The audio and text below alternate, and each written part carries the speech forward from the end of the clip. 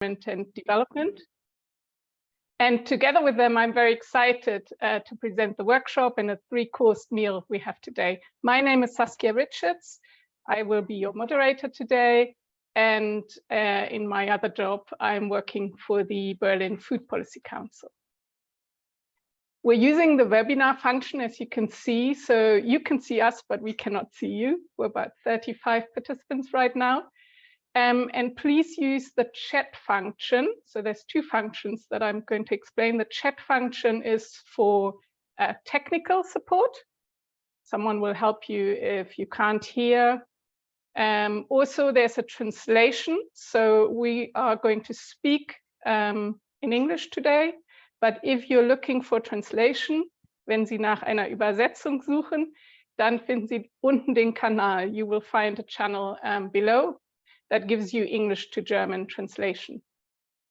I can speak both languages, as you just know. So when you have questions for the debate later on, you can use either language. And to ask questions to the debate, you use the F&A or Q&A section.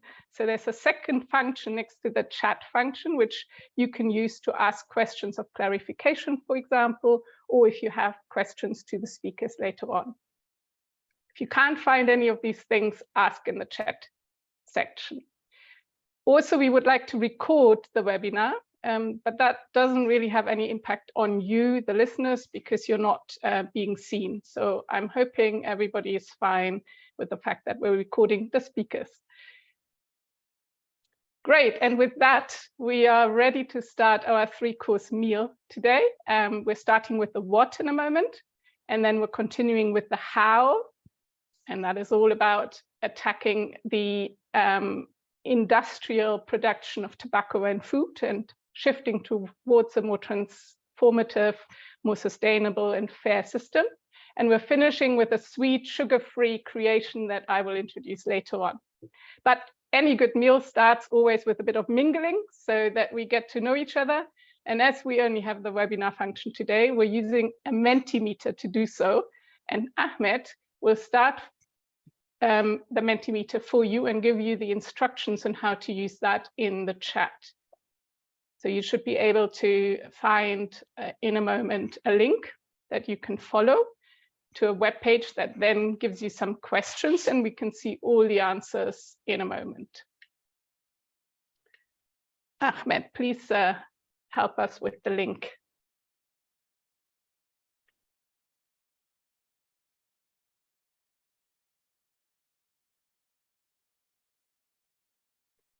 Sorry, Mehmet. I got the name wrong. But Mehmet, are you hearing me? We need the link for the Mentimeter now. Yes, it is in chat. Can you see it? I cannot. Maybe one of the listeners can tell us whether they can see the link. You have to post it to everybody. Mehmet, if you change the setting, you posted it to one person directly, and you can post to all. That's it. There we've got the link. So you've got a couple of minutes, and Mehmet will share the screen in a moment so we can see at least what your introductory ideas are, even if we can't see you on the screen.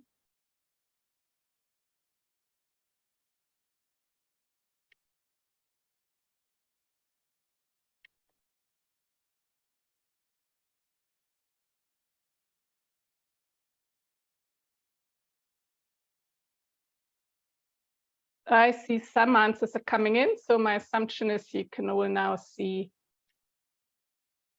the link.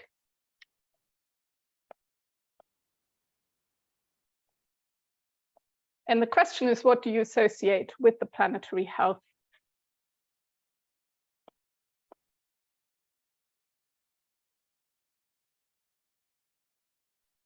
Sorry to come in, but I think the link went only to the host and the discussion panelists. Okay. So how can we get it along? I'm looking at my functions. I can also not send to everybody. So I think the host needs to send to everybody.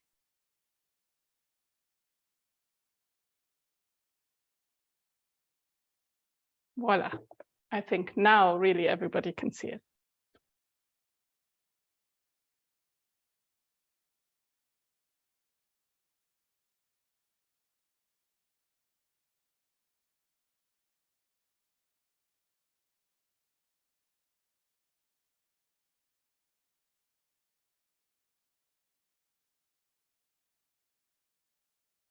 Now the answers are coming in. What do you associate with planetary health? Air quality, quality of food, health of mind. I'm helping to translate here. Food for the body and the soul. Vegetables. Equity, so also social justice.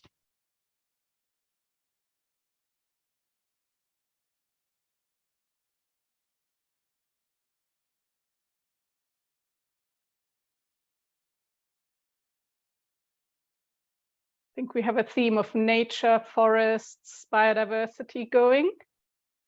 Very good.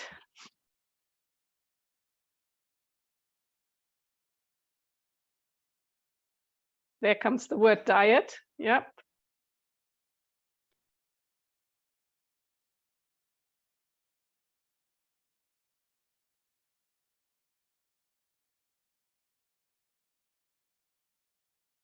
Great. So we can see, of course, that perhaps without surprise, that we're expecting the 3 pillars of sustainability to be incorporated, the social side, the environmental side, but also future generations and the continuity of our economic and food systems that provide for our diets. And that health plays a particular role in this context too. Someone also mentioned peace in the chat. Indeed, I think we will hear later more about the conflict that comes, that is the result of competition over land. So I suggest we continue now and start our menu, although we might come back to some of your ideas in the Mentimeter later on. Food justice and unfair tobacco campaigning has really multiple themes in common, from the massive health, social and environmental impacts that you just already picked up on, particularly of the industrial cash crop system and also the animal feed system that uses a lot of land, to the impacts that land use has on the rights to food, on the rights to land, on the rights to cultural identity. And we'll hear more about that later. And there's also a lot of equivalence when we think of health on, for example, high sugar content in food and tobacco consumption and the addiction that is created by industrial products.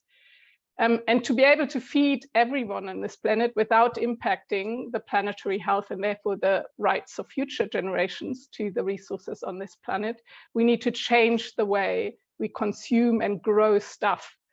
That's both food and tobacco, and that's why we're discussing both today. And I'm really excited to look at the overlap of both of these issues.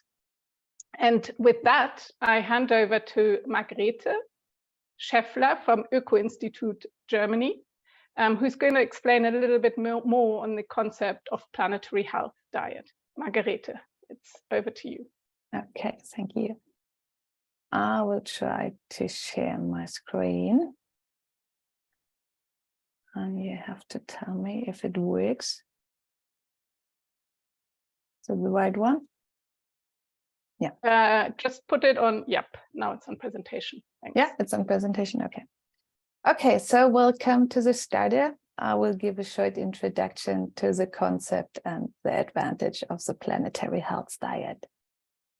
So everyone knows about our main challenge, which we have already now, but we will already have much stronger in the future. It's growing, it's feeding a growing world population while having changing climate conditions and while having other problems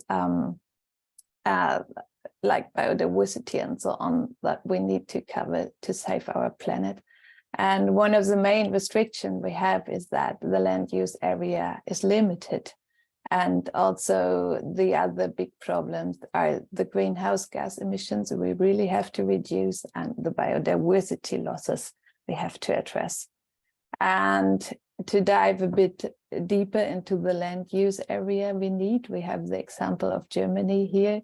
And what you can see, that's the map of Germany, and what you can see is that we need most of our area in Germany to feed our animals. And we also need area to grow crops for bioenergy use.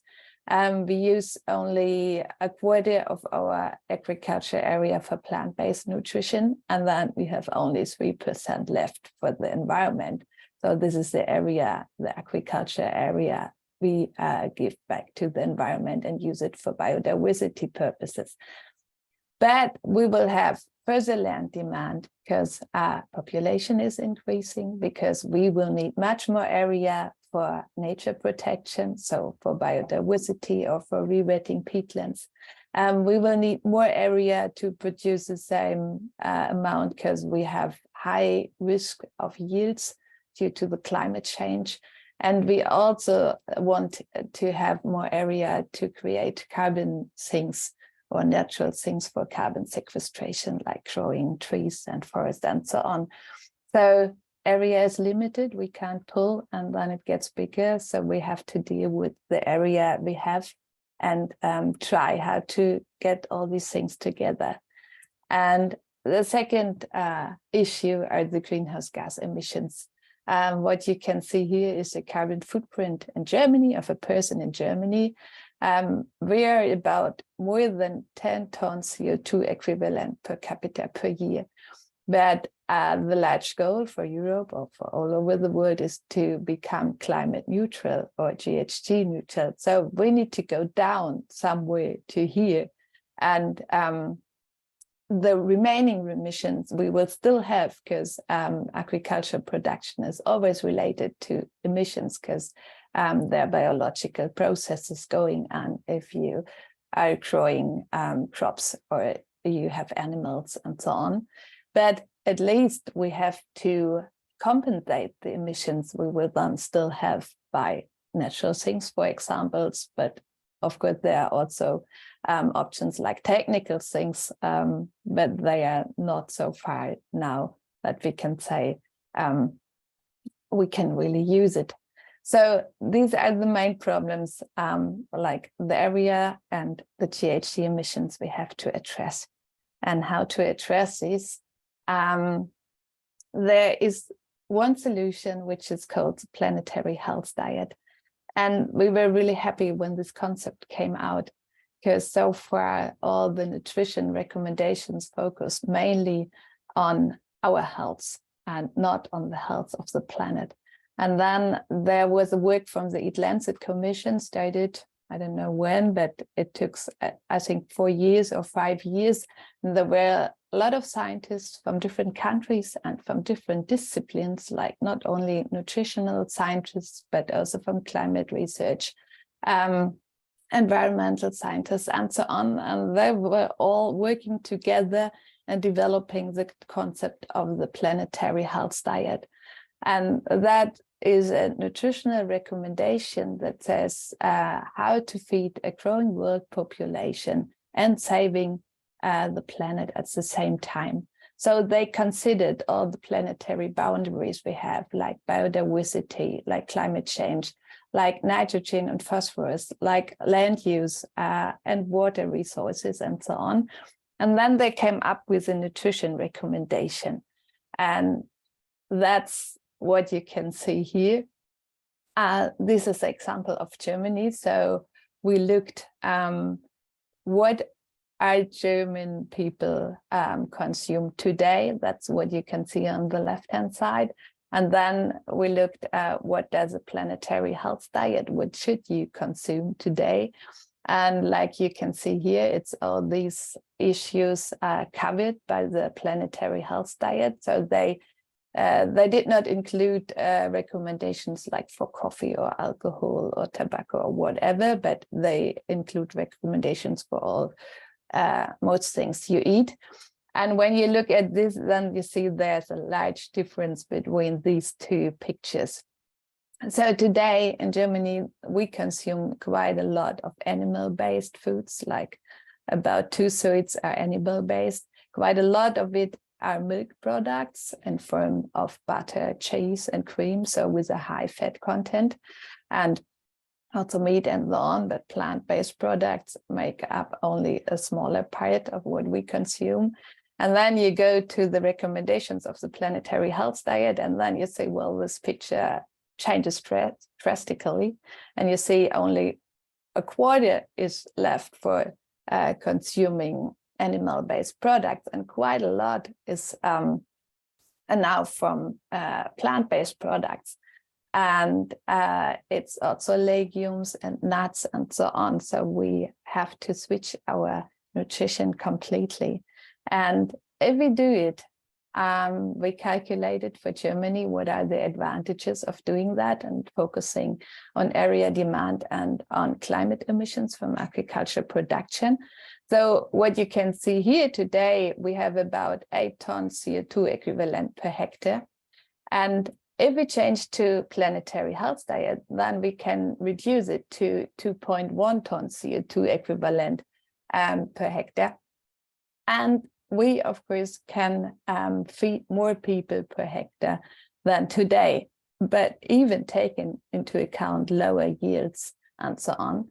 And then if we go to the area demand, then we see that if you remember the picture before where we had about 60% of area needed to feed animals, now it's only 20%. We have still about 26% for plant-based nutrition and 13% already for the environment. And then we can think about what to do with the area which is freed up because we do not have to use it for animal feed and so on.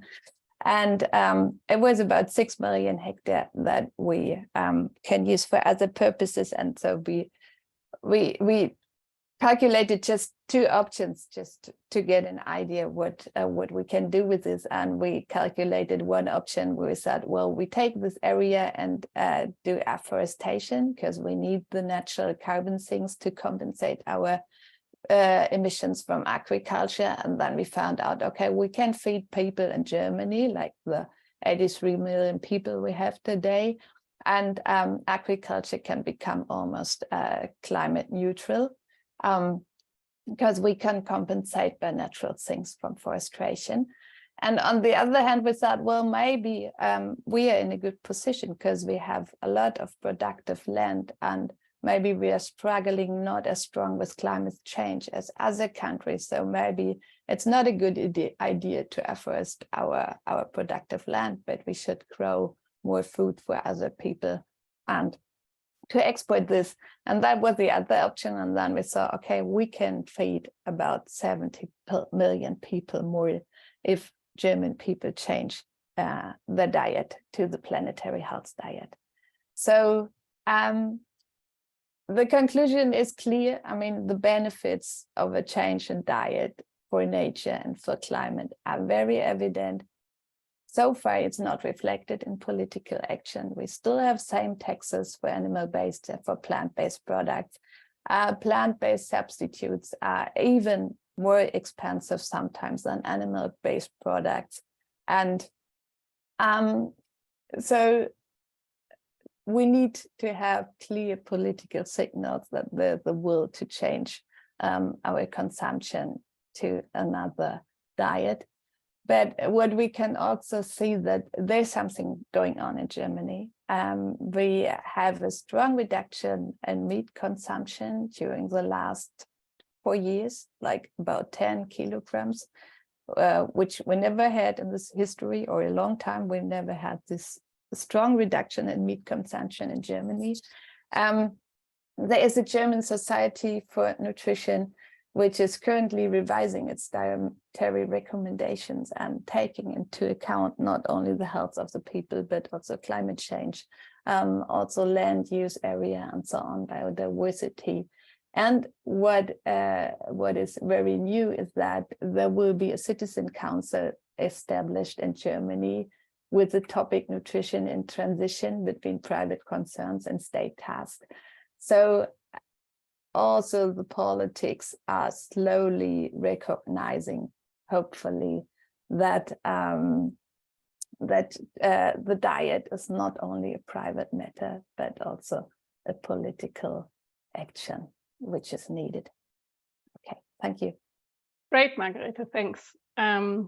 And like you just presented, the great thing about the Planetary Health Diet is that there's a mechanism in which you can apply the methodology to culturally relevant food habits in different regions of the world. And there's a lot of information on this out there already.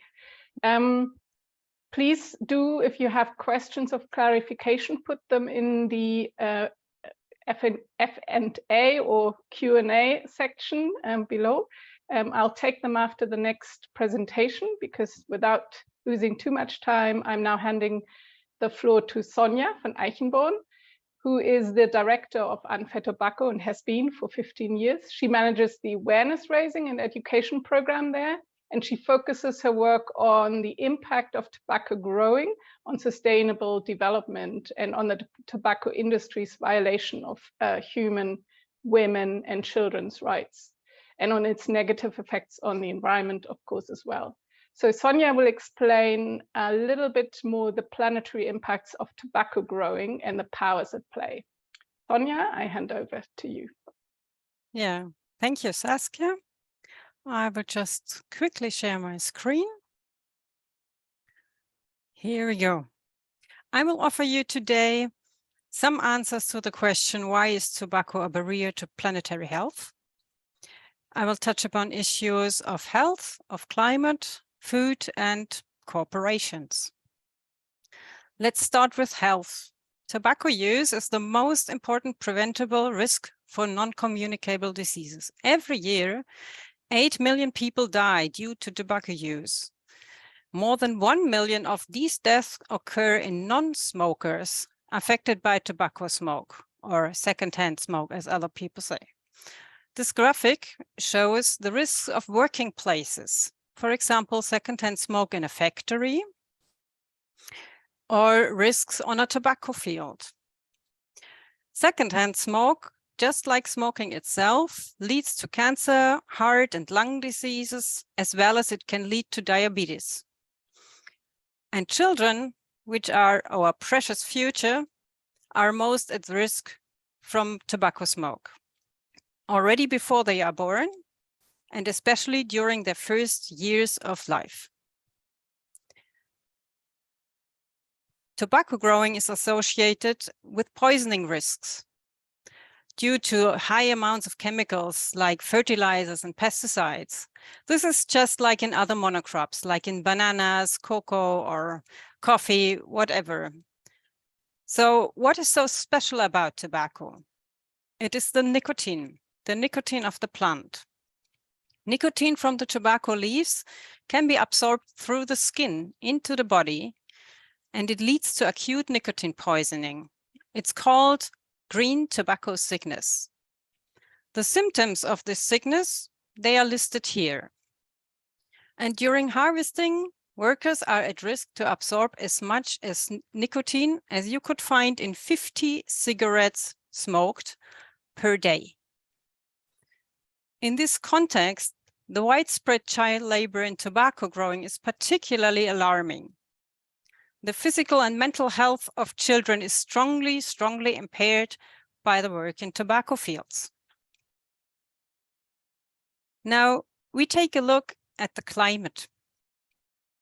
In October 2018, a report from Imperial College in London was published showing the global cigarette industry's ecological footprint. The cigarette industry has an annual carbon footprint of 84 million tons carbon dioxide. This is as much emissions as a country like Austria or New Zealand has, or as twice as much as Denmark. The graphic shows the stages of cigarette production and cigarette use and their respective percentage of emissions. While cigarette butts and other tobacco waste account for just about 1% of the footprint, tobacco growing and tobacco leaf curing combined lead to more than 75% of all emissions of the global cigarette industry. Particularly tobacco curing has a huge impact. To fuel the fires for curing Virginia tobacco, trees are cut down and burned. What does this mean? It means forests, which can actively store carbon dioxide, disappear. They are gone afterwards. And on top of it, the stored carbon dioxide is released by burning the wood. Now, where is tobacco grown and cured? It's mostly in low and middle income countries. For example, in Brazil, the world's top tobacco exporter, or in Bangladesh, or even in Nigeria. Among the world's top 10 tobacco growing countries, there are 4 on the African continent: Zimbabwe, Mozambique, Malawi, and Tanzania. Let's take a look at them and on the impact of tobacco growing on food security. The production cycle of tobacco is about 9 months, from seedbed to fields to harvest and curing. The plant strongly depletes the soil's nutrients and needs much water. So the arable land is degraded after a tobacco season. And the remaining 3 months of the year are mostly not enough to grow other crops in between 2 tobacco seasons. Now, what does this mean? Simply put, fields on which tobacco is grown are not available for food crops. We looked at the 10 countries in the world that grow tobacco on the largest areas. Out of them, 7 countries are located in Africa and Asia. You see them on the graphic here. In the southern African countries, Zimbabwe, Tanzania, Malawi, Mozambique, a huge proportion of the population is at risk of food insecurity. For example, in Malawi, as much as more than 80% of the people living in Malawi are at risk of food insecurity. These 4 countries are classified by the World Bank as low-income food deficit countries. That means they need to import food. If food was grown instead of tobacco in these 4 countries, Zimbabwe, Tanzania, Malawi, Mozambique, more than 2 million people could be fed. And if we take all the 7 countries, which are shown here, more than 11 people could be fed if there was food grown instead of tobacco. If we consider all these aspects, the solution seems quite clear. Tobacco farmers, as well as tobacco growing countries, should exit tobacco and enter into food crops. Now, what could these food crops be? Unfairtobacco is collecting examples of alternative livelihoods to tobacco growing on a world map. And what you can see here is a screenshot of the examples we give. If you click on one of these tiles, you can get a short information on this alternative clicked on. The variety is huge and it differs from country to country. We have, for example, maize in Mexico, honey in the Philippines, sunflowers in Tanzania, soybeans in Malawi and Kenya. We have mushrooms and fish in Zimbabwe. We have olives and thyme combined with dairy farming in Turkey. And we have also the examples of Bangladesh and Brazil, where we have vegetables as the so-called alternative. So we know about the problems and we have a possible solution, but you might already assume it. There is still a barrier to transforming tobacco fields into food crop fields, and this is the tobacco industry. It profits from a system of exploitation and economic dependency, and from selling addictive products. By the way, lethal products. The graphic you see here is taken from the Global Tobacco Industry Interference Index, a long word, from 2021. This index evaluates 80 countries and their way to protect their policies from the interference of the tobacco industry. The evaluation is based on publicly available information. The lower the score, the better the protection of policies from vested interests of the tobacco industry. So countries with the colors yellow and green are best. Countries in blue are doing well, but the countries with rather reddish colors still have a lot to do to keep tobacco industry out of politics, and Germany is one of them. Every second year, governments of states that have ratified the Global Health Treaty on Tobacco Control, they report about their efforts in the implementation of this treaty. That means how good they are in their tobacco control measures. In the latest Global Progress Report from 2021,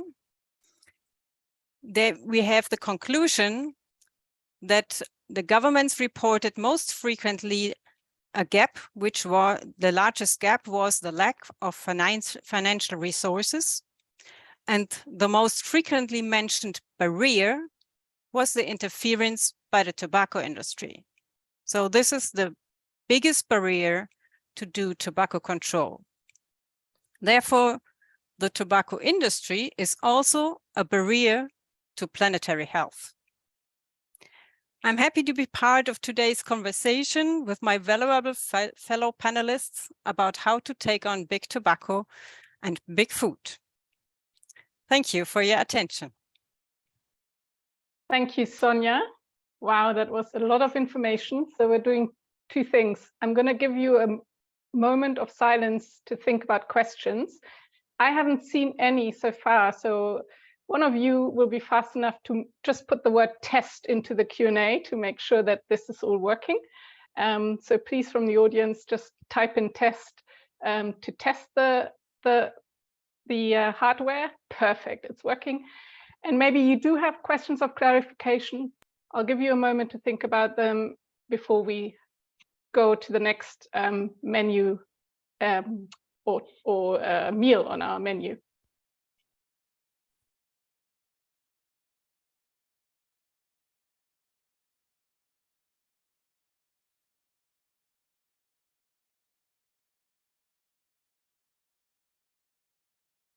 No, it seems that everything has been clear, and we can come back to questions also later on in the program. And I bet you're all hungry now for the main course of this meal. There is another commonality, and we've just heard about that, between Foodjustice and Unfair Tobacco, and that's the lobby and advertising impact. The profiteers of these industries hold massive influence over the powers and realities of everyday lives, our lives, politics, the industries, our economic system, from the very local to the community and the global level. So now we want to look a little bit deeper into how we tackle those powers. And I first want to hand over the floor to Paula Johns. She's the co-founder and director of ACT Health Promotion, former Alliance of the Control of Tobacco Use, a Brazilian coalition of over 1,000 members created in 2003 to support the implementation of the WHO FCTC, and she's going to explain that, in Brazil. Since 2013, ACT has expanded its scope of work to include the agenda of the NCD, so the national programs, climate programs, and ACT is also one of the leading organizations of the Brazilian Alliance for Healthy and Adequate Food, formed in 2016 to support the food policy issues. And in particular, ACT also won the prize of the WHO for the World No Tobacco Day Award, shared with another organization. So congratulations, Paula. you can tell us now more about your winning work. Over to you. Thank you for, well, hello everyone. I'm going to try to share the presentation here. Oh, but just a second.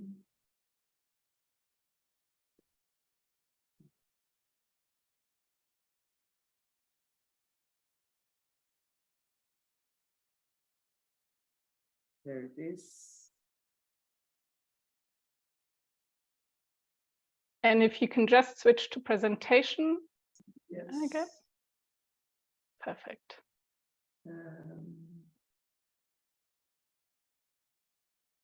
Visual. Yeah. Is that the, sorry, yes, sorry. that's the one. Yeah, that was first here. Yes. Okay. Perfect. Now it's right. Yeah, hello everyone. Well, thank you, Saskia, for the acknowledgement of the World No Tobacco Day. We are very happy, and we are particularly happy with the theme of this year. And then I will start here by introducing a little bit of who we are. As mentioned, we start our history because we start our history pushing for the ratification of the Framework Convention on Tobacco Control in Brazil. And so that's part of our history, that's talking about like food, not tobacco, and also because Brazil is one of the largest tobacco producers in the world, and we are the largest exporters. So, I mean, the connection of these two issues is particularly important for us and for the work we have been doing in the last years, and also because the major resistance in Brazil for the adoption of tobacco control policies and for the ratification of the Framework Convention on Tobacco Control was because of industry using the farmers, which are mainly family farmers in Brazil, as a front group or as a shield, not so that we could not move with policies. So this is really special for us. On this, we have like this, we are a coalition, as mentioned, and we do lobby for policies, health policies, including all risk factors for non-communicable diseases. So that includes also alcohol control and also food policy issues and physical activity. And when we can, we should also include air pollution, right? When we think about it, all these issues, they are absolutely interlinked when you think about the model of production of food today and the entire agribusiness structure. So all these links are very much connected. But Brazil is it's a big tobacco producing country. The production is concentrated in the 3 southern states. And the picture you see there is the picture from the entrance of this, what's called like the tobacco capital in Brazil. So there is the logo of BAT Brazil in the entrance of the city. I think that's just like an important symbol of how important this is for that city and how much power they have in that region. And so we have, out of like the major tobacco corporations, 4 of them have like 4 of those multinationals are based in Brazil. British American Tobacco, they have like major offices in Brazil. Major subsidiary bodies in Brazil: British American Tobacco, Philip Morris International, Japan Tobacco International, China National Tobacco. So they consider, they have some political power there, because like economic power normally translates into political power. And I'll make a comment about that. Because there was like the Lancet series on Planetary Health Diet mentioned by Margaret. So there are 2 other Lancet series that I think that have a direct dialogue with our conversations here. One of them is the most recently launched one on the commercial determinants of health, also by the Lancet this year. And the other one is the Global Syndemic Report, which links the climate change crisis with the crisis of with the obesity pandemic and with the undernutrition. So some of the measures, some of the policies that we need to adopt, they will be good for like tackling all these issues simultaneously. Well, here I have some images of the tobacco production, which I'll go more quickly through. I mean, it's like, it is in Brazil, I mean, it's concentrated, I mean, it's family farming, the model of the tobacco production in Brazil. So it's like, and it's really labor intensive, and Sonia already gave a really excellent overview of how it works, and it requires a lot of time, and families are involved in the production, like most of the year. Then after the curing of the leaves, which you can see the image here, it is also associated with like pesticides.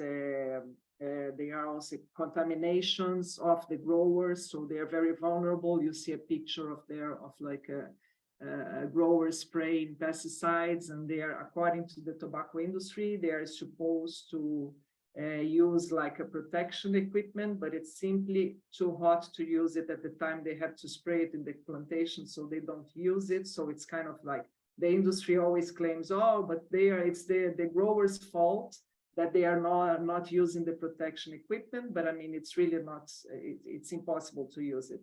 It's a bit of the same dynamic that, like, for example, the other industries that are shaping behaviors overall through marketing, all sorts of like strategies, that they blame the individual for like having bad eating habits or like not really exercising. All the blame is put on the individual, whereas the environment and the system really doesn't help us to do anything about that. And this is some image from like, there's a lot of documentation and documentaries and so on. That was a really good story at the Intercept Brazil. It's analogous to slavery, the way that the tobacco production, although they are independent, the growers are independent, but they have a contract with the tobacco industry that binds them to them, and they are in debt. Most of the tobacco farmers are in debt with the industry. Even if they want to come out of that, it's very difficult, because sometimes they have to pay that debt in tobacco leaves. So it's a vicious circle, which is very hard to get away from. So these are some images of the production, and that story talks about like this analogous to slavery. There is the well-known contamination also through the when you manipulate the tobacco leaf, when you pluck it, I mean, you can get like nicotine poisoning through your skin. And there are records of even recommendations from health officials telling that like tobacco growers, only the tobacco growers that do not smoke that will have these acute symptoms from like this nicotine absorption from the skin, because they are not tolerant to nicotine, which is quite a strange advice to give coming from a health professional. But we have like some stories that say that. It also, this is me image here, it means like the number of like children that are occupied from 2018 to 2019 of children and adolescents occupied in the tobacco production chain. So that's another problem in the production there. It's moving, sorry. No, there it goes. And then like to link like the issues of tobacco growing, the problems around tobacco growing, and the thing of food security. And Brazil had many, I mean, Brazil really made big efforts to come out of the hunger map through many policies, direct procurement from small farmers, and all sorts of policies and credit and so on. But unfortunately, in the last, from 2016 until last year, all of those programs have been dismantled in the previous government, which means that Brazil went back to the hunger map, which we came away. So we're back in the hunger map, which is really sad. It's very, very sad. And this is visible in Brazil nowadays. So we have over 33 million people going hungry in Brazil, and we have like more than half of the population in the country in a state of food insecurity. So it's only 41% of the population that it's food secure. It's the blue part of the arrow there. The yellow one is 28% in kind of slight food insecure, and moderate food insecure, the red one, and then the really bad food insecurity, it's the purple one, which is this total of like 33 million people, which is really, really too much. And there are, I mean, and you can really understand the reasons for that. Well, then going back to tobacco and food production, I mean, because Brazil, it's a big tobacco producer, right? And all this land that is used for tobacco production, it's also like the type of farming, family farming, it's the best suitable for like producing vegetables and legumes and so on, right? Because Brazil, it's a large soya producer, which is another part of the problem that we have. I mean, what is it that we are producing? Because Brazil claims that we are the largest exporter of food in the world, which is kind of not true, because we are exporting commodities and the commodities are not feeding people. So real food is mostly produced by family farming. And tobacco producers, which accounts for more than 130,000 small farmers in Brazil, are producing tobacco. If that could be used to produce food, it will be good for like food insecurity, for more local produce. The area, the growing area in Brazil in the last year has been like much more hectares are being used for soya producing corn and sugar than for like for beans and vegetables in general, which is a bit of a disaster from the point of view of like a healthier diets and nutrition. Well, agroecology, it's an excellent alternative for tobacco growing. There are some good experience around that, but you do need to have like policies to put that in place. There used to be a diversification network coalition of growers that were doing the transition, but that was like kind of stopped functioning because of the lack of support and the like political issues, and we are hoping to get it back in place. But there are several civil society organizations working with that, and here are some pictures of some of the examples that you have, like from giving support to do the transition from tobacco to agroecology-based production, to bringing them to the markets and setting up local markets and so on. So there are lots of organizations working on that, which is the way to go. There is this like Rede Ecovida, which is a network that helps also farmers to get certified as organic farmers and so on, and to do that transition to agroecology. So this is like very promising, and we know that it can work if we put the policies in place. So it is a political choice. It really depends on political will.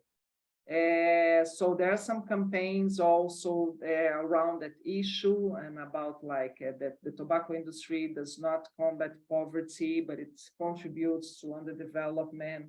There is the problem about the use of water as well. So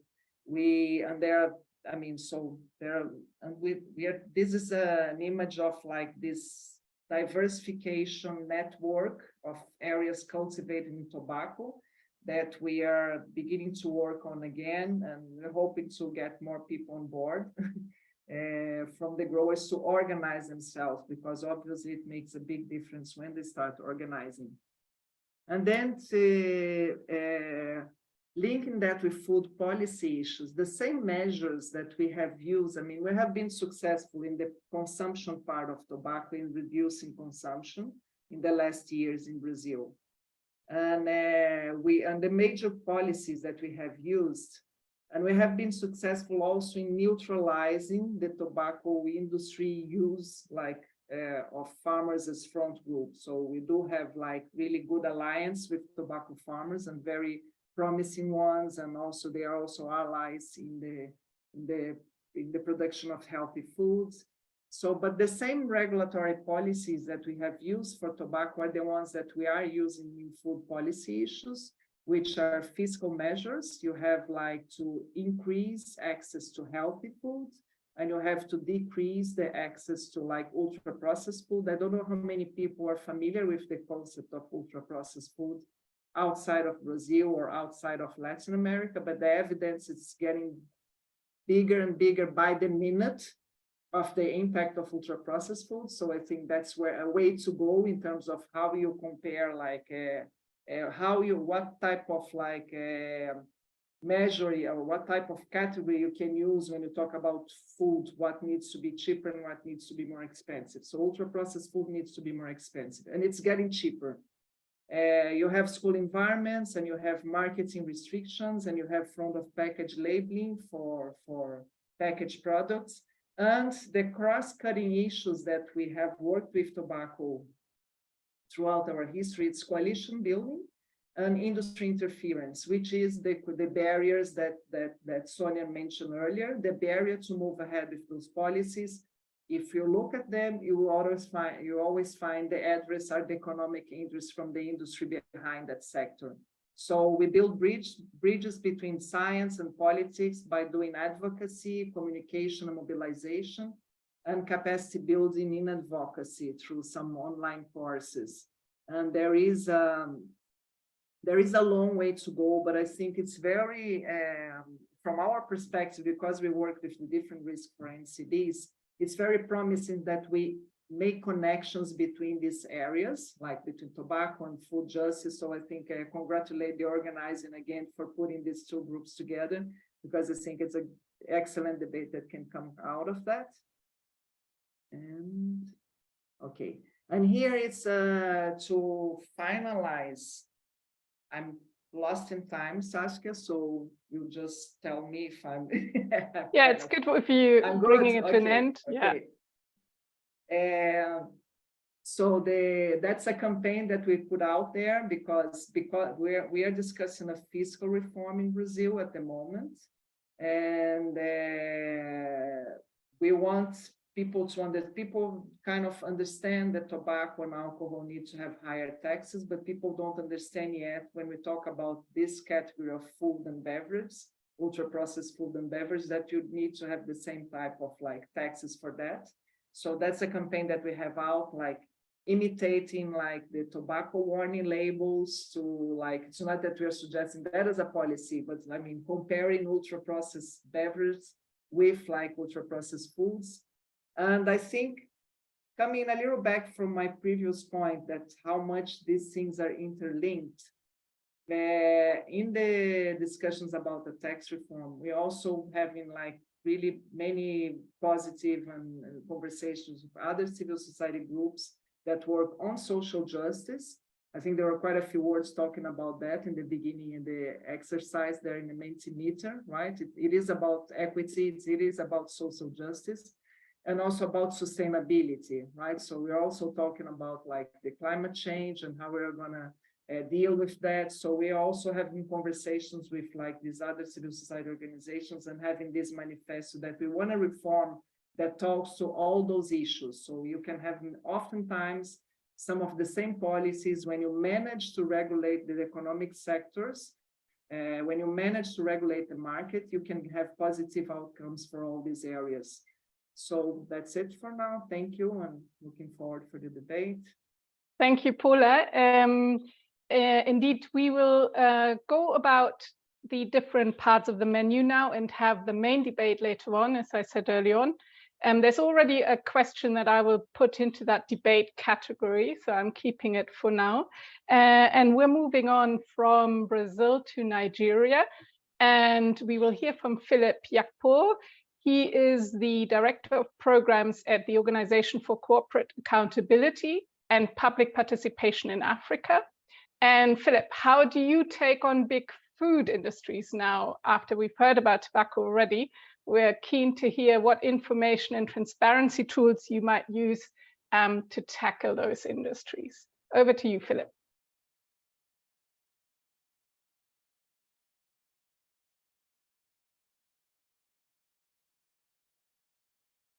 Philip, 1 second, we can't hear you yet. You need to unmute probably. Yes, can you hear me now? Perfect. Yeah, I was actually saying I felt very, very envious when Paula and Sonia were talking about tobacco control, and really now those statistics, those images, those stories about what the tobacco industry does, because I also work on tobacco control. I've been working on tobacco control since 2007. The strategies the industry uses, which are the things they talked about, is similar to what the big food industry also deploys. This is also one of the areas my organization works on. And so what I want to share is just one of the campaigns we're working on, which focuses on, quality food, and of course, narrowed down to what we call the trans fatty acids. A lot of foods we consume in this part of the world now contain these trans fats. It's just one of the campaigns. There's also the sugar sweetened beverages tax. It all those tails to food. So the starting point is Nigeria. Nigeria is an African country, as we know. We have a population of about 213.4 million people as at 2021. Well, that is official statistics, but we believe the population of Nigeria is about 250 million or so, home-based people. 70% of that population engage in agriculture, mainly subsistence farming. That is our background. So some of the crops that we have huge potentials in includes cassava. As at the year 2021, we're producing about 57 million tons of that. We're the highest producer in the world. The largest producer of maize in Africa at 33 million tons yearly. And of course, Nigeria again leads West Africa in the production of yam. So here's the cassava, here's the maize, and of course yam. And it's a green country, so you have a lot of vegetables. Typically, when we're growing up, people eat a lot of vegetables. So the next slide, what you are going to see here, already looking at this, I feel quite, I'm salivating here because ideally these are our typical food. So you don't have too much of meat, but you have a lot of vegetable, and that's what we grew up with. But the story has changed to a large extent. So in the 70s, we discovered crude oil in commercial quantity, and the focus of the government, of course, went in that direction to the detriment of the agricultural sector. So with the allure of oil, there was also the massive rural urban drift. A lot of people moved to the cities, a lot of people want to do white collar jobs. And then this also created the fast life in the cities like where I live in Lagos. People wake up very early in the morning, they don't have time to cook, they just grab whatever they can grab, and then, they eat, and, lunchtime, the same thing, they're coming back again, traffic on the road, anything they see, they eat. So this fast life in the cities has spurred a fast food culture and gave the big food industry leverage. So some of the big food companies in Nigeria, most of which, of course, have their roots in Europe and America, is Nestle, you have Leventis, you have, these are some logos of some of the kind of companies that are involved in producing foods that are highly processed, that people consume. Unfortunately, it's not only adults, little kids. If you see what the UAC have here, you have so-called fruit juices that are just sugars lumped in. And then, of course, that in turn has spurred a new food culture. So you can see the KFC, Kentucky Fried Chicken, is also in Nigeria. That will hardly be an investment as far as I'm concerned because of the kind of foods they produce. And then, of course, you have the local ones, Tasty Chicken, Mr. Biggs. You have tons of them. And of course, we know the way they produce their foods are not really healthy. And what has this created? So as more people move in that direction, you also have a decline in traditional farming and food quality. There are growing cases of fatalities attributable to trans fats consumption in Nigeria. Then also more Nigerians are getting heart attacks and strokes. These are not the kind of illnesses that are traditional to us. These are, alien sicknesses, illnesses. Every now and then you hear somebody suddenly slumps and dies, and then traceable to, strokes, high blood pressure, the kind of food and lifestyle. So these developments informed our campaign on ensuring a trans-fat-free Nigeria. In other words, the kind of food we consume must have, very, very minimal quantity of trans fats. Of course, when we're talking about trans fats here, the focus is on industrially produced trans fats. That's what we have been challenging. And this campaign has been highly successful. Some of the things we learned in tobacco control, we also have deployed into our advocacy for a trans-fat-free Nigeria. So what are some of the strategies we've used? Because we are also dealing with an industry that is as insidious as the tobacco industry in terms of manipulation of information. Most of what the information we cite when engaging not only government, but also the media and the general public that we need to bring into the campaign, secure their buy-in, citing the right information sources. A lot of times we do that from the WHO. You have a lot of information that is very, very credible, scientifically proven, our own Federal Ministry of Health, and of course, global researches that are relevant to the subject matter. We've also done a lot in terms of working with policymakers in government. Here, we don't assume people in government know everything, and as such, we do a lot in terms of getting our messages to them. And then most critically, because that is also the industry that the food industry targets, is the media. Our campaign has centered largely on enlightening the media, training media people, capacitating them to be able to understand the issues, first of all, so that when they report from very, very informed perspectives. In doing that, we've organized trainings in different parts of the country where we identify journalists and we bring experts to talk to them on the issues of trans fats and the kind of reports that will elicit public interest and elicit policy responses from government. And at the policy level also, we identified 2 critical regulations that we needed to engage, which of course has a full bearing on the issues of trans fats. And then there was the fats and oils regulations, and then of course prepackaged food, water, and ice labeling regulations.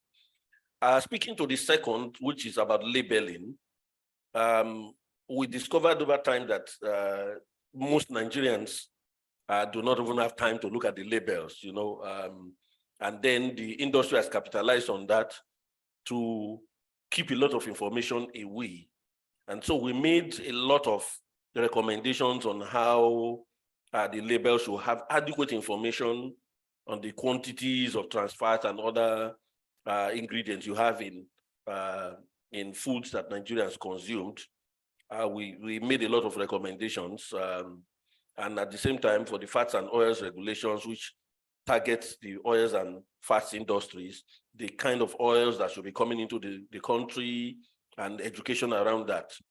So our message essentially dwelt on the effects of industrially produced trans fats on consumers, the costs in terms of the health burden, and then the need for policy change and formulation. And who are those we target with our message? Policymakers, food producers, and ultimately the consumers whose critical inputs or their aversion to what we have in terms of what is consumed can affect policy change.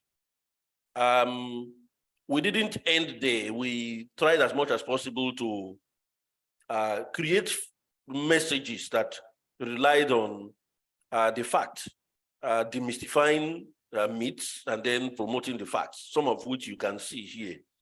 The industry, what you see on the left, well, my left, which are the myths, are the lies that the industry promoted while the campaign started, that removing trans fats, for instance, from food will make those foods more expensive. And of course, we balance that with facts that international experience suggests that trans fat elimination will not affect the cost of food. So we had a lot of statistics that we're putting out there, which helped people to accept our message. And, they played a critical role in terms of education. There are several other messages like that that we put out. And these informations, of course, were largely in the media space because we in Nigeria, the policymakers, of course, they are very careful in terms of what information goes out to the public. So we use the instrumentality of the media to push this message out. So you can see these images you have on the screen are some of the trainings we organized to ensure that here, for instance, you have media people in the eastern part of Nigeria to understand the issues of trans fats. Here you had another set of journalists, and we of course have these branded materials, logos that we created to depict the cleanness of the campaign. You can see the logo is green, the hat is there, and then of course in the middle you have the Trans Fat Free Nigeria campaign. So beyond training the media, we did sensitization campaigns on the streets. We go to particular cities like Lagos, which has a huge population, which is where I live, of about 21 million people. And then we go about the streets, sharing leaflets, disseminating, preaching the message, essentially, of the dangers of trans fats and the need for Nigeria to put in place effective regulations. The media, like I said, is very crucial. So you can see some of the kind of news reports that we had published in the top line news media, the Guardian in Nigeria, for instance. Here you can see how trans fats fuels rise in chronic diseases, premature deaths in Nigeria by experts, and other kinds of headlines that drew attention to the crucial issues.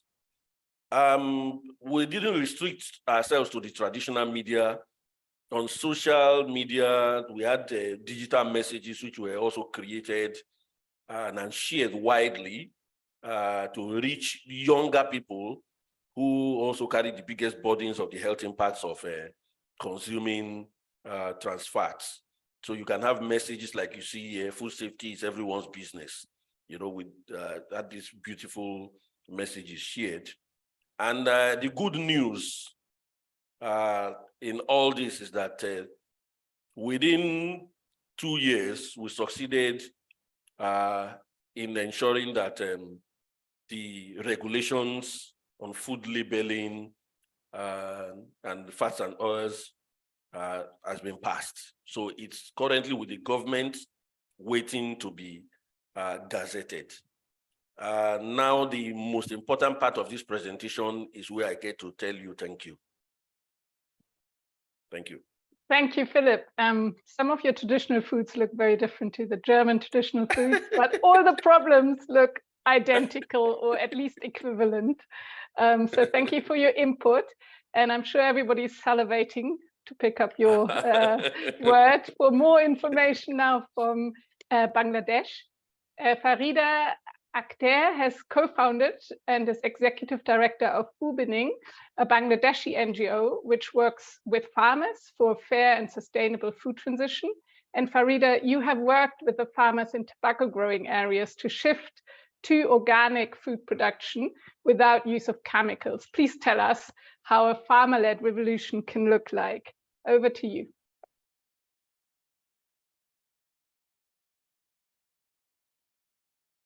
You also need to unmute before you can speak.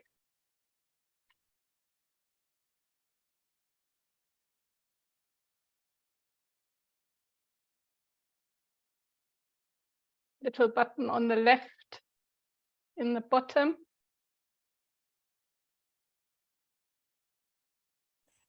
Yeah, now that it should work. No, I started this screen first, so I couldn't see the button. You can see now? Yes, we can. And please let us know, I probably mispronounced the name of your NGO. It is UBINIG. It means, in English, it means Policy Research for Development Alternative. So I really thank Unfairtobacco and all of you today for this excellent session on, planetary health and, and to get out of tobacco.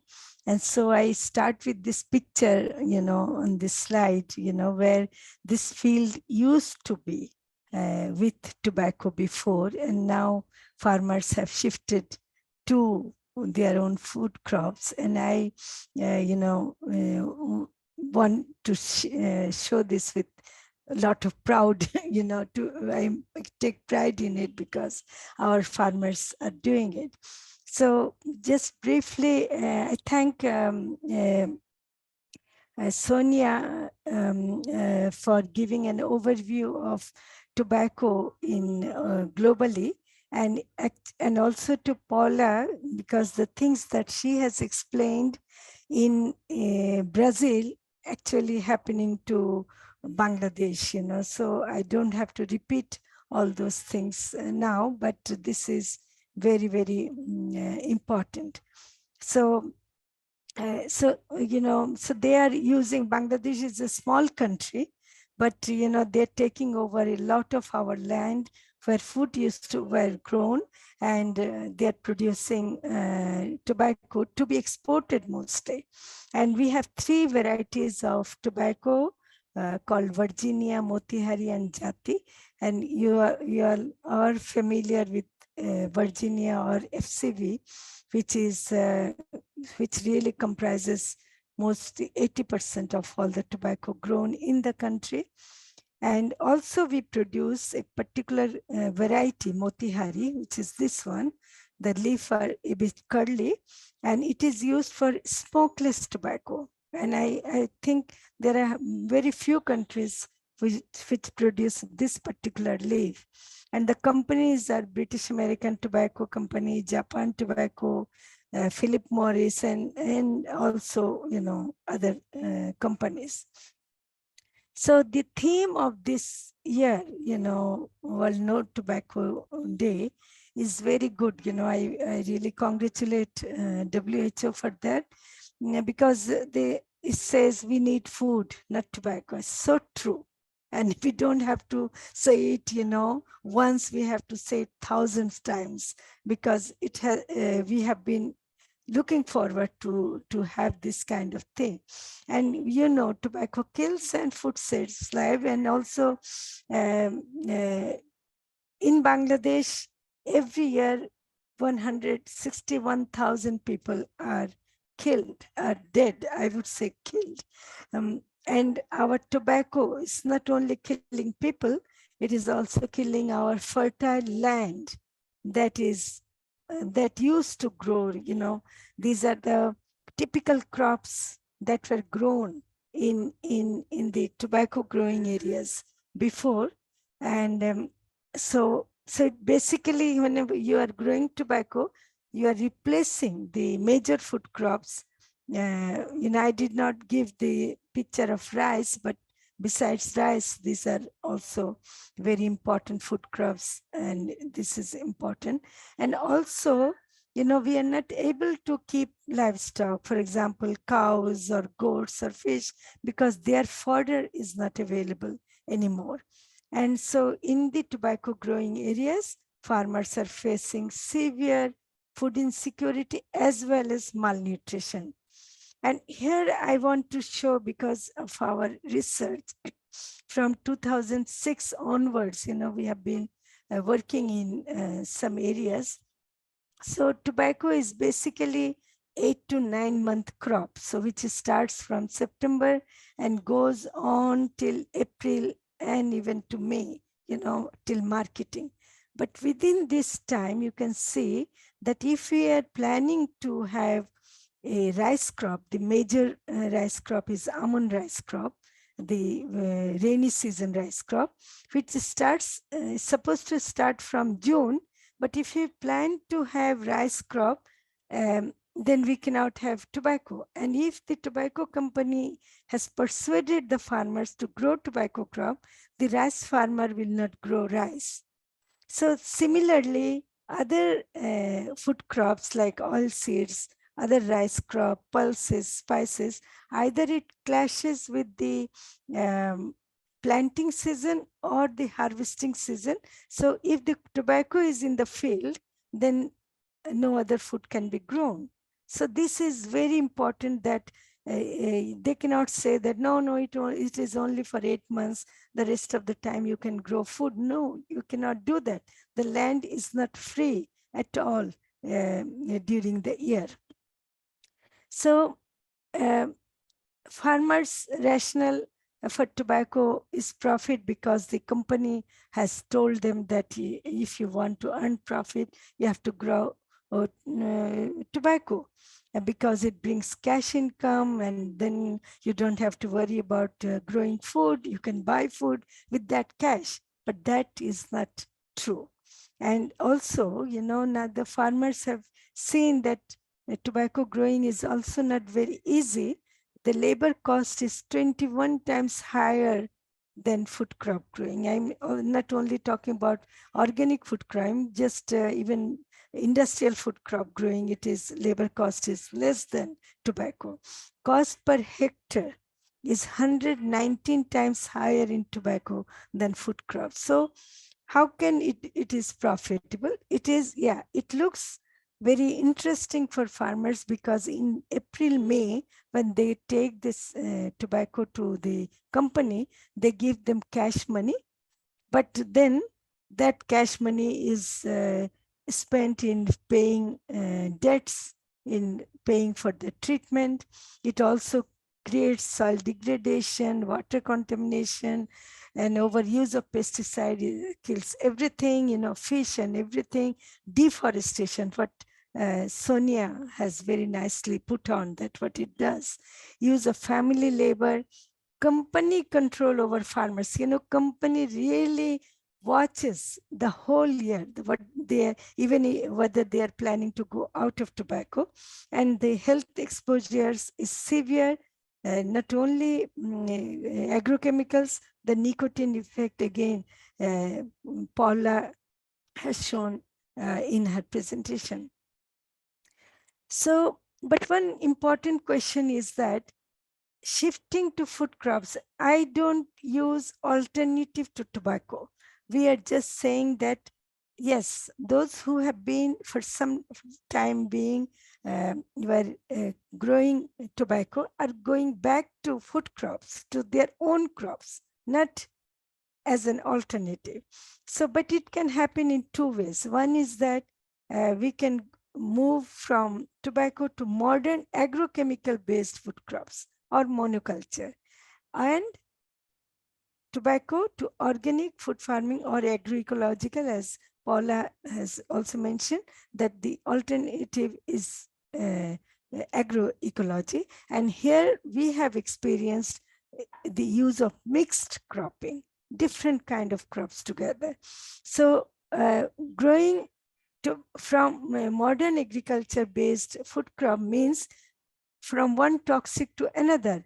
We cannot remain healthy with that. I just am not reading this out. You can just see that how much pesticide and chemicals are used per year, and it is not healthy at all. So our strategy was to shift in an organic food production, and we call it Naya Krishi. It means new agriculture, and it is biodiversity-based farming practice with no use of pesticide, fertilizer, and no laboratory seeds. These seeds are actually preserved by the farmers, particularly by women. And these are so many diverse seeds. Unfortunately, in the tobacco growing area, many farmers have lost those seeds, but we can bring them to from other villages. So still the farmers have the knowledge, and it is essential that farmers' seed is available at the right time for cropping and for seasonal crops. Here I'm also trying to introduce to another issue. You know, shifting away from tobacco has two stages. One is that you can shift out of tobacco only for the transition period, like the period when tobacco has not started already. They can, these can be called transition crops. They are not growing tobacco, but when tobacco is coming, they will do it again. But substitute crops, that means they will not at all do tobacco crops, but substitution and transition should go together. Only transition will not work, only substitute will also not work. So we have to take all the seasons covered with different crops, and that is what, and we have shown that although tobacco farmers have a cash income at one point of time, but they are indebted most of the time. But whereas the farmers may have less expenditure, may have less cash income, but they are all through they have income. So in the areas we have shown that we did not depend on only one crop, we have combined every time, you know, in the same field, several crops, so that if they fail in one crop, they can get the benefit from the other crop. And also some are nitrogen fixing, some are only for the food, some are only for cash income, like tomato is not only for food, but also cash income. Felon is a, you know, it's a bean kind of thing. So these are the different kind of crop mixing that is so important for soil condition, to make the soil, because soil has been degraded, and we have to have food. Not only food, we need fodder for our cows and goats, and also, you know, the food stock should be there. So we did a assessment, and we found that out of these 7, most, you know, they could really find, the farmers could cover most of their, you know, objective that they wanted to. So I'm showing these pictures, you know, here the farmers, when we go to talk about moving out, they cannot move out all at a time, and also from all the land they are growing tobacco. So they gradually shift. So we start with a small plot of land, but you can see that now they are, you know. Farida, 1 second. We cannot hear you, Farida. You switched somehow onto mute, maybe. Okay. Yeah. Can you hear me now? Yes. Yeah. So at one point they only gradually move out, but gradually, you know, when and also these plots of land belong to different farmers, and we try to talk to different farmers together, because if there is tobacco is still there, you know, the poison remains. So these farmers, there are at least 4 to 5 farmers who have moved out already. And sorry.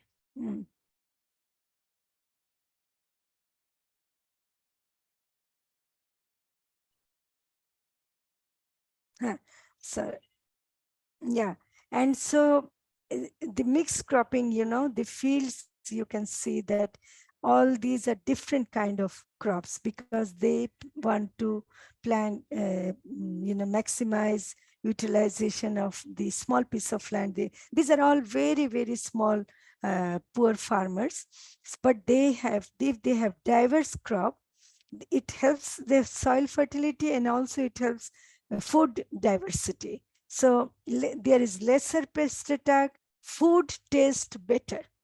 That is very important. We always think that we have only a stomach to fill in, but our tongue is very, very important. If the food does not taste better, we don't eat it. And there are many uncultivated partner crops in between, which is, so the farmers are more happier and, so we say goodbye to tobacco and we need healthy food. And this picture, I just want to take 1 second to explain. This was made by the tobacco farmers when they were so angry that they made an effigy and put a light lantern in their hand. And also there is a bamboo in the back and say that, so get out of us. So we need food. So we need healthy food. Thank you so much. Thank you, Farida. A very exciting program of measures for the farmers. And you also already answered some aspects of the question on why do farmers continue to grow tobacco if there's so many negative impacts, because the dependency on cash and debt, the dependency on the chemical supply chain and the seasons, and also simply the knowledge and the probably also ability to trade the information and also the seeds locally. So I want to open that same question that was asked to you, Paula. Maybe you want to add what makes farmers continue to grow tobacco when all the consequences are so bad. Well, thank you for the question.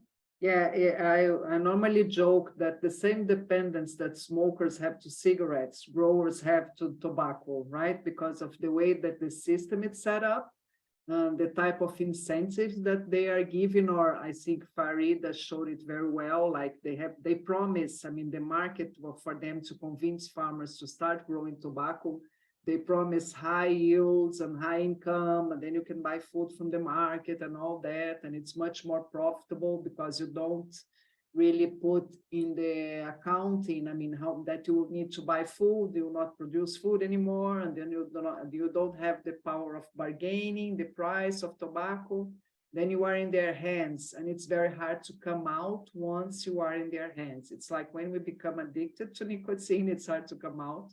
And when you get in the hands of the system of the, it's like this integrated tobacco production system. It's a very effective system, quotation marks, from the perspective of the organization of the industry. And it doesn't help farmers to organize among themselves because they have this technical expert that visits every single farmer. On the contrary, it's very hard to get public assistance for producing different crops and for being able to deal with the challenge which agriculture normally poses for every farmer. So you don't have so much support for that. So it's a combination of factors, and it's good for the industry, not for the farmer. Thanks. And we're going to turn now to the land question. But before I give that question on how long it takes to recover the soil from the impact of this growing. And may I say, I think a lot of the things we say is true for other cash crop growing as well. I wanted to briefly push back to Paula one other question. Is there also, are those tobacco companies also buying up land? So do they own territory? I'm not aware of theirs, Saskia. I think the model, it's like the farmer in Brazil. I mean, I don't know if there are some situations there now, but I mean, the model is that the farmer owns the land, which also poses a problem because they have the full responsibility also about the damage that it caused because it's their own land. And they're normally small properties. So with that, I give the question on soil recovery to Farida, and then we'll have one more questions. If you want to add questions in the Q&A, please do. We have a another 5 minutes for discussion, maybe even 10. Okay. Shall I? Okay. Yes, please. Actually, if you grow tobacco in the same land for over 10, 12, 20 years, the soil is degraded, and there is a, particular plant grows, which is a sign for soil degradation. So even in those lands, the first thing is also not only to stop tobacco growing, also to stop using agrochemicals. Otherwise, soil will never get better. So we, first 2-3 years, we don't have very good outcome. And also we have to plan for kind of crops that are more nitrogen fixing, and also use a lot of compost, natural fertilizer kind of thing, organic fertilizer, so that to nourish the soil. But this plant nitrogen fixing plant or crops are much better. So for us, it took 2-3 years, and then we got those farmers never went back to tobacco. Those who could regain their soil, they did not go back to tobacco again. Thanks. Philip, I don't know whether you want to add anything, but as there's no other question, I throw one in and then maybe hear from all three of you. I'd be interested, is the Planetary Health Diet being discussed in your countries, either at political level or amongst civil society? And how is that impacting the discussion? Ola.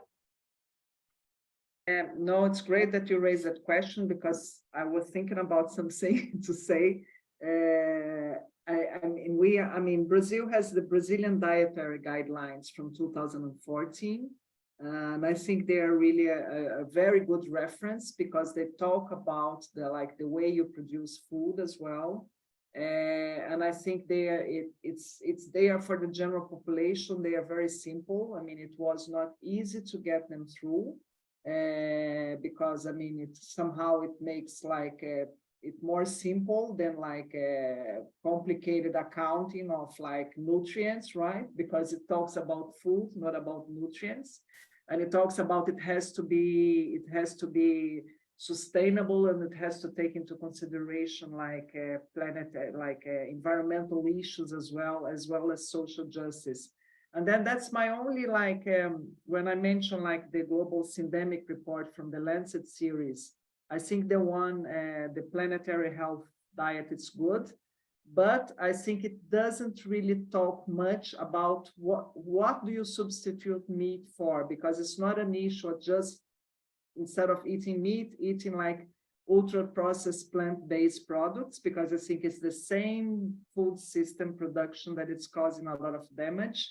And I think that's something that it's very worth having discussions about, because I think that would be my only concern about that report, in the sense that you don't really, you are not critical about, okay, it's obviously we need to eat less meat. That's an obvious. I'm from Brazil, the Amazon, it's being eaten because of meat, right? Being eaten out because of meat, but it's not anything you have to substitute. It's more then I'm fully in with it needs to be agroecology without pesticides, and it needs to be a clean agriculture. So I think this combination of what's kind of production model that we have, and I think that's an interesting part to discuss. Thanks. I will first give the question to Philip. I'll come back to you, Farida. And Philip, just one other short answer to that second question as well, that came from the chat. How do you deal, or do you tackle the advertising power specifically? You showed us a lot about putting truth to the lie in the public debate, but advertising is an emotional and sort of psychological impact on people. Are you tackling that as well? So both questions. Well, I think, maybe the first question, the issues of planetary health is a new concept to us. But then there's also this growing wave of interest in the kind of things we eat, and the nostalgia about the freshness of the vegetables, like the kind of things I showed you, and the need for people to go back. That's the trust. People want to go back to those things.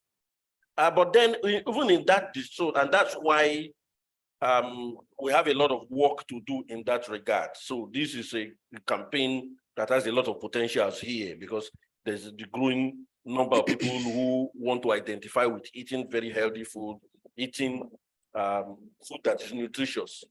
But there's also the issue of culturally appropriate foods. So in as much as we want to eat very, very healthy food, are those foods actually available here?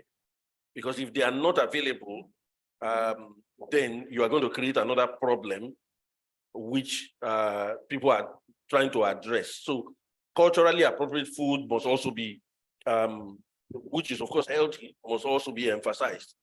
Now back to the second question about advertising. Now we face an industry here that puts a lot of money truly into advertising.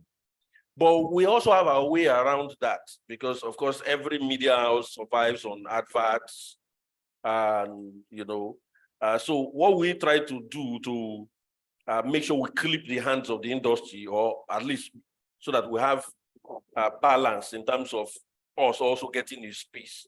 We organize what we call editorial visits. So advocates visit the editors, and we make them understand that this campaign is for all of us. We may not have money like the advertising companies, like the big food industries do have, but what we consume matters to all of us. And in that suasive approach has worked very well for us. We have adequate space to report our issues and present the facts, like I mentioned. The industry puts in money, but we try to make friends. That's the difference.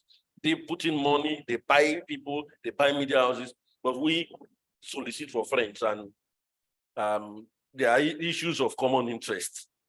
And the old tool of creativity against the overmight of money from the industry.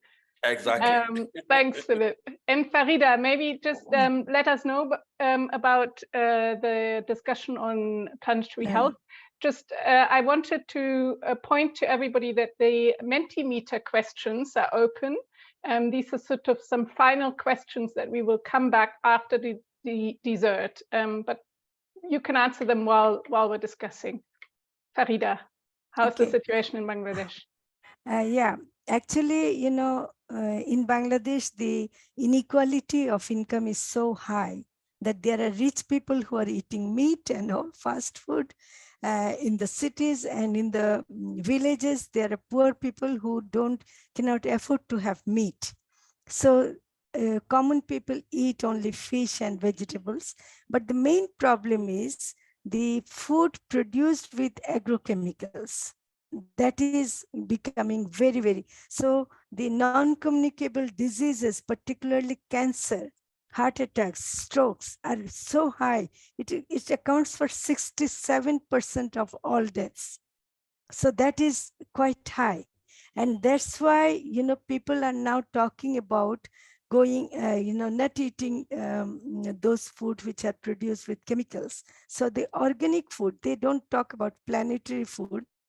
Organic food is getting popular, and also people want to do cultivate without pesticides.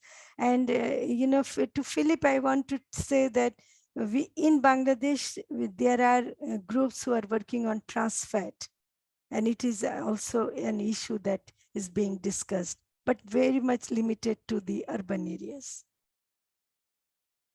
Great. So with that, we actually have seen how all the links around the planet add up, and how there's ingredients from all different nations and continents. And we're ready to turn to our dessert. As I said, okay, I'm getting the answer from the host that only one answer has come in on the Mentimeter. everybody should be able, I think, to see the Mentimeter links. We're seeing some of the answers coming in. So please continue answering. And Mehmet, I suggest that we turn to the dessert and then look at the final results of the Mentimeter after the dessert, so that people can continue answering. The only thing is, if anybody has a problem finding the Mentimeter, then you need to give us a shout out in the chat again. So Mehmet, we can turn to the video. I'll just introduce it. It's a music video. The song talks about the importance of land for the community, about food sovereignty as a way to achieve buen vivre, the good life for all, which includes, of course, as we heard today, the sustainability angle, so environmental protection, but also justice and health. The music was produced by a group from Guatemala called Maiche Noi, and they use music as a means to empower people to understand the complexities of these relationships between their cultural identity, in this case, particularly the Mayan culture, farming, and also the holy grain of corn and the industrial impact of the farming system. So let's hope that that will work. And here we go, our dessert for the day.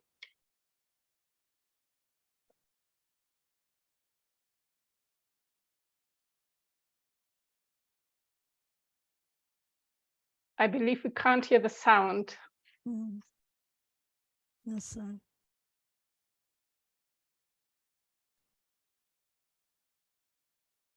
Can you pause the video and just try one more time to switch on the sound channel? That's it. It's working.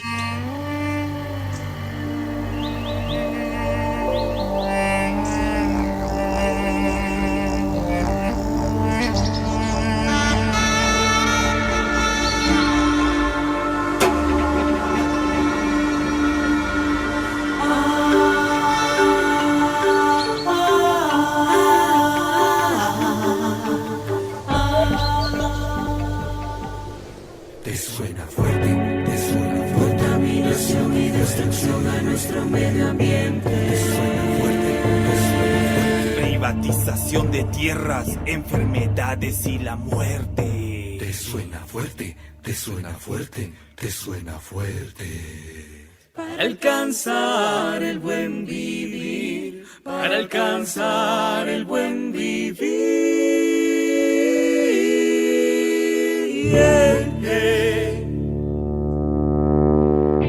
La gente defiende y construye la soberanía alimentaria porque es una buena alternativa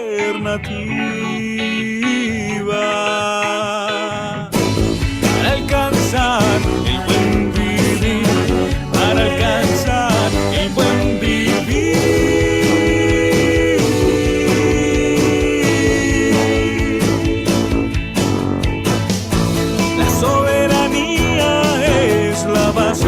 De la economía comunitaria.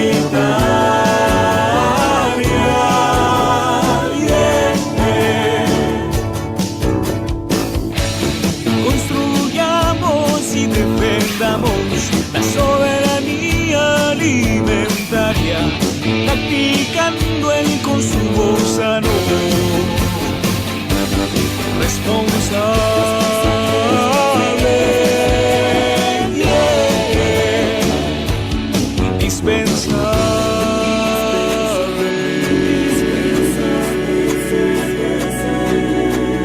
Organismos genéticamente modificados, transgénicos mal usados, nos dejan perjudicados, obligados a usar sus productos, timados y sometidos por ambición de los corruptos, abusos de usufructo y de poder de los gobiernos, pudriendo a la primavera para convertirla en un frío invierno.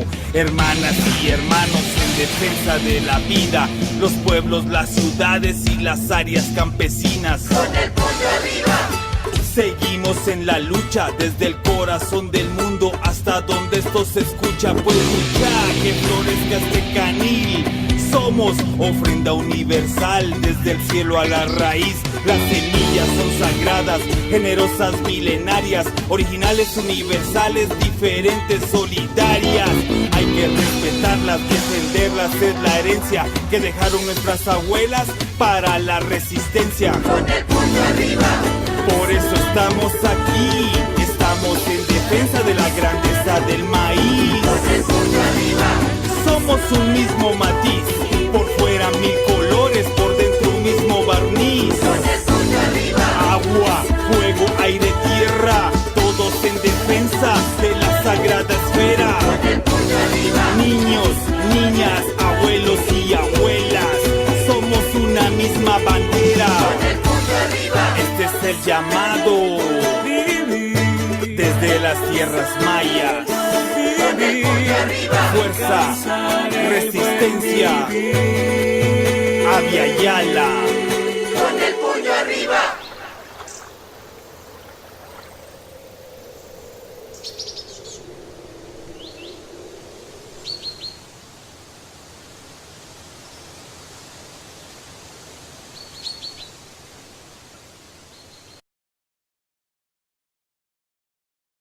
Great, thank you for that. I hope you all join in that while we could not offer you taste, we could at least give you another sense, and that is music. It shows again how important it is to engage people's emotions and hearts, because food and also addiction to other consumption is so much about the subtleties of your feelings about those senses, taste, smell, sound, color, and the advertisement companies are using that to great effect. And so it's very important that in all of the campaigning, we also talk about food and talk about healthy environments with those senses employed. And so that was the taste of that. And with that, I think we have now a few more minutes and can look at what you feel you take from the discussion. Unfortunately, this format doesn't allow you to take the mic. So that's why we used the Mentimeter to kind of canvas your thoughts, Mehmet. So if you could give us the first question. So we ask you what you take along as particularly important from all of the presentations we had. And we have quite an equal match between all of the thoughts, but it's the local strategies that have convinced you. Counter advertisements, yeah, we didn't speak as long about that as one could probably. And it requires a whole toolbox of analytics on how advertisement, not only in the public space, but often now also in social media space, is covering the ground and employing the powers of industry. You've said the shift in food crops, and indeed, I would maybe add a good farming culture does have many different shifting cultures on the land. Monocropping is draining all the soil fertility. More agroecology, that's the underlying science that gives us that power to change the system. Organic food, yes, going away from the chemical treadmill.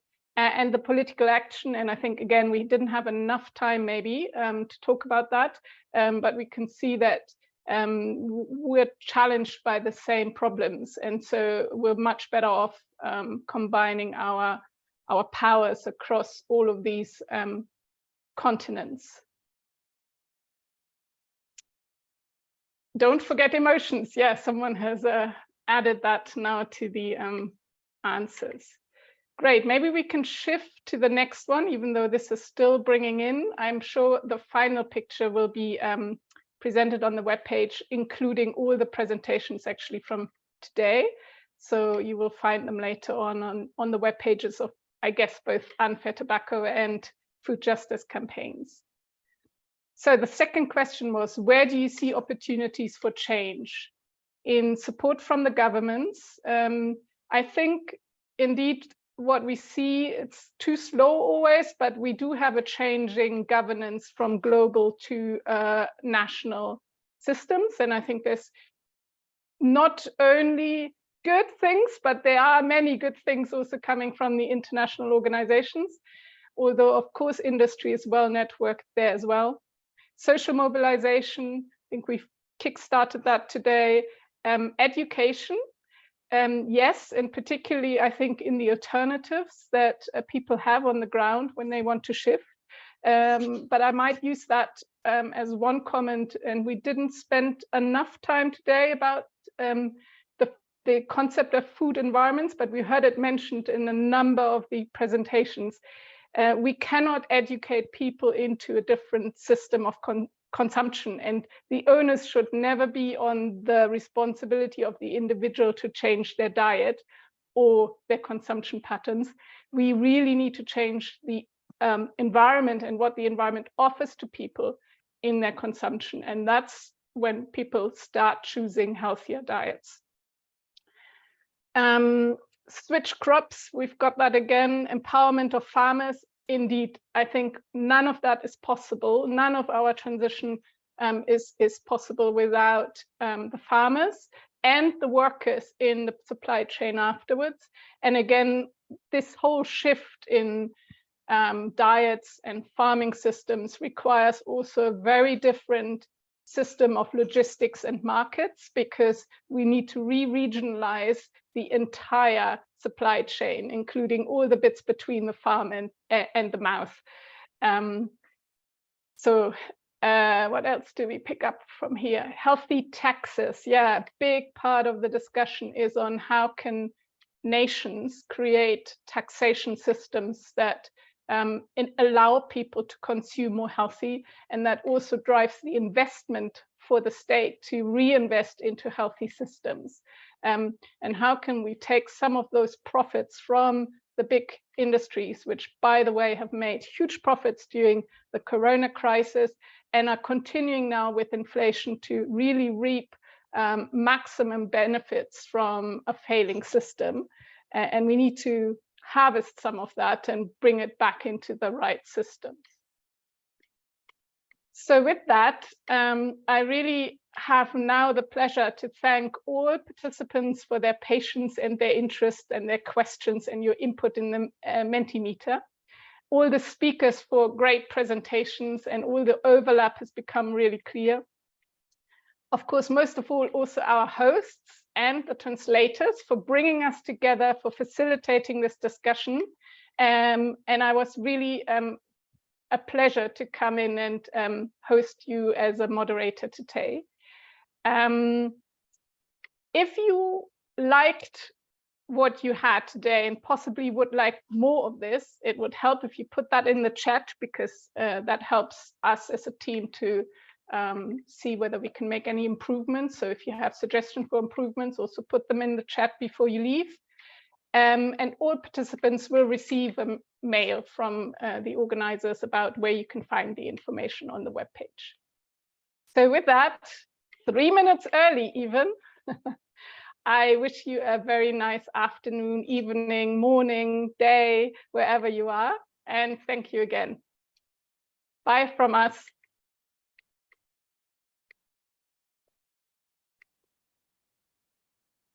Bye. Bye.